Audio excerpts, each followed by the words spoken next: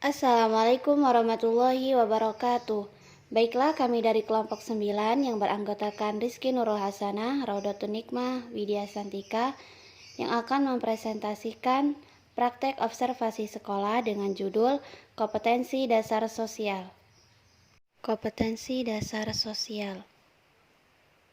Kompetensi dalam bahasa Indonesia merupakan serapan dari bahasa Inggris yaitu competence, yang berarti kecakupan atau kemampuan. Sedangkan menurut Martinus Yamin, kompetensi adalah kemampuan yang dapat dilakukan siswa yang mencakup 3 aspek, yaitu aspek pengetahuan, sikap, dan keterampilan. Kompetensi sosial terdiri dari kata kompetensi dan sosial. Umumnya, kompetensi dalam Kamus Besar Bahasa Indonesia sering artinya disamakan dengan kemampuan, kecakapan, dan keahlian. Sedangkan dalam Kamus Besar Bahasa Indonesia, kata sosial memiliki arti segala sesuatu yang mengenai masyarakat atau kemasyarakatan. Kompetensi ini berkaitan dengan kemampuan guru berinteraksi dengan peserta didik dan orang yang ada di sekitar dirinya. Kompetensi sosial dapat diuraikan sebagai berikut. Yang pertama, tenaga kependidikan sebagai petugas masyarakat. Yang kedua, tenaga kependidikan di mata masyarakat. Yang ketiga, tanggung jawab sosial guru. Selanjutnya yaitu indikator-indikator kompetensi sosial guru. Yang pertama, bersikap dan bertindak objektif. Bersikap dan bertindak objektif adalah kemampuan yang harus dimiliki agar guru selalu berkomunikasi dan bergaul dengan peserta didik. Bagi peserta didik, guru adalah sebagai pembimbing, motivator, fasilitator, dan teman dalam proses pendidikan.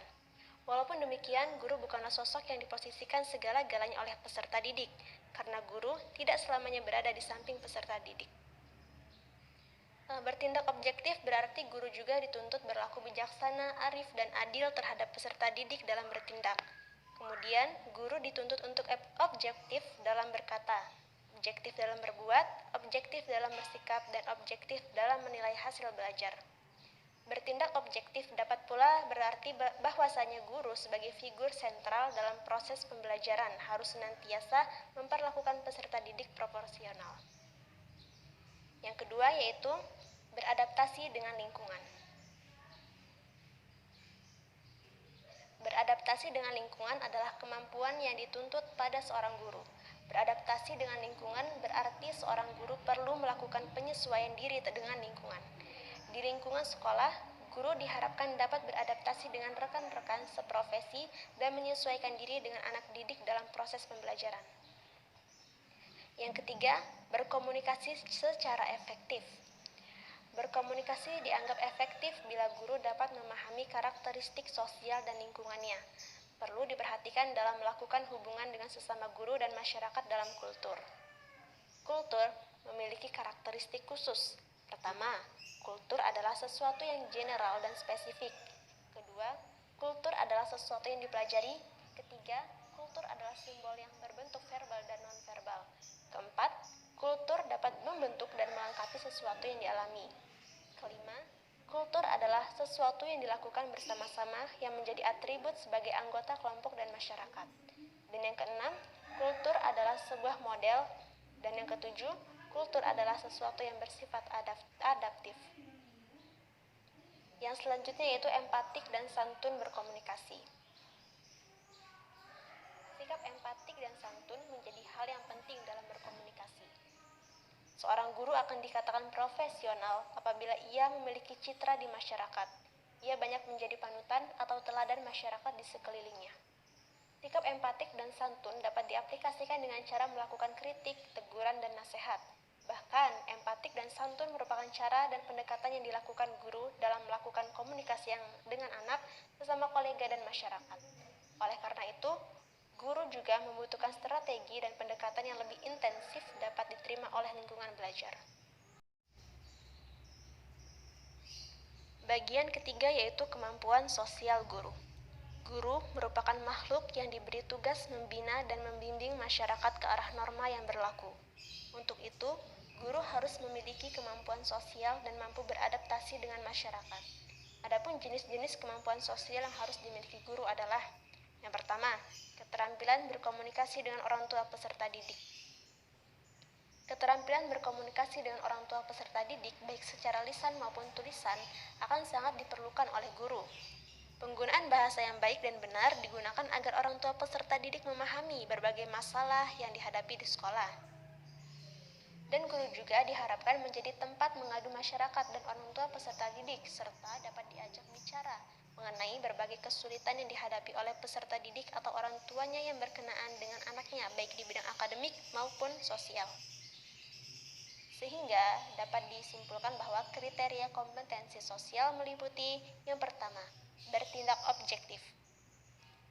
Bertindak objektif ini tidak diskriminatif karena pertimbangan jenis kelamin, agama, ras, latar belakang, keluarga, dan status sosial ekonomi. Yang kedua yaitu berkomunikatif secara efektif, empatik dan santun dengan sesama pendidik, tenaga kependidikan, orang tua, dan masyarakat. Yang ketiga, beradaptasi di tempat bertugas di seluruh wilayah Republik Indonesia yang memiliki keragaman sosial budaya. Dan yang keempat, berkomunikasi dengan komunitas profesi sendiri dengan profesi lain.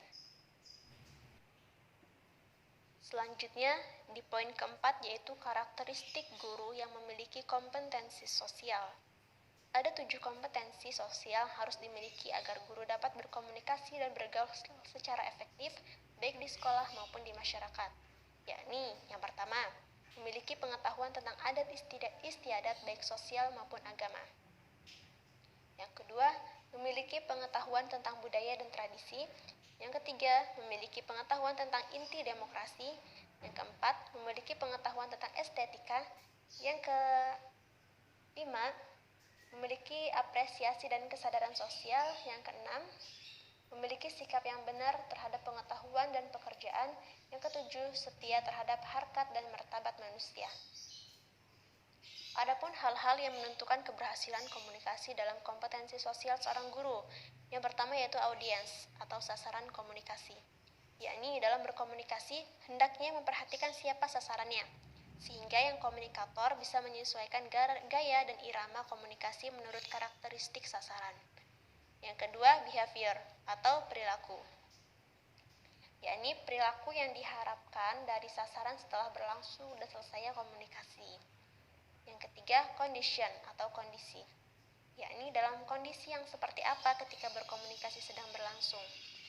Yang keempat, degree atau tingkatan, yakni sampai tingkatan manakah target bahan komunikasi yang harus dikuasai oleh sasaran itu sendiri.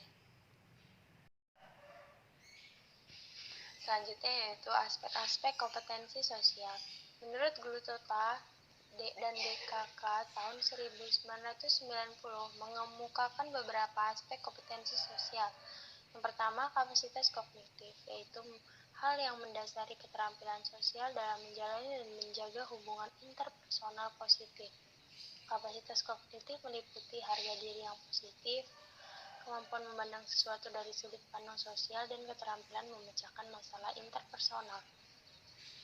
Yang kedua, keseimbangan antara kebutuhan bersosialisasi dan kebutuhan privasi.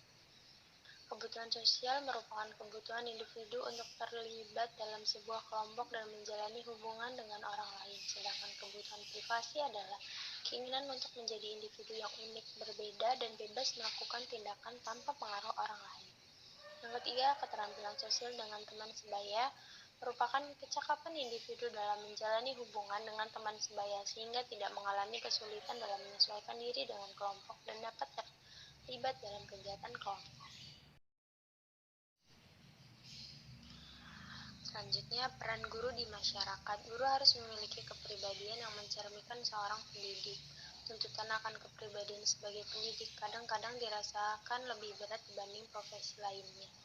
Ungkapan yang sering digunakan adalah bahwa guru bisa digugu dan ditiru. Guru maksudnya bahwa pesan-pesan yang disampaikan guru bisa dipercaya untuk dilaksanakan dan pola hidupnya bisa ditiru atau diteladani. Oleh karena itu, seorang guru haruslah memiliki kompetensi sosial agar nantinya apabila terjadi perbedaan nilai dengan masyarakat, ia dapat menyelesaikannya dengan baik sehingga tidak menghambat proses pendidikan. Adapun peran guru di masyarakat, yang dapat diuraikan sebagai berikut. Guru sebagai petugas kemasyarakatan, guru sebagai teladan di masyarakat, dan guru memiliki tanggung jawab sosial.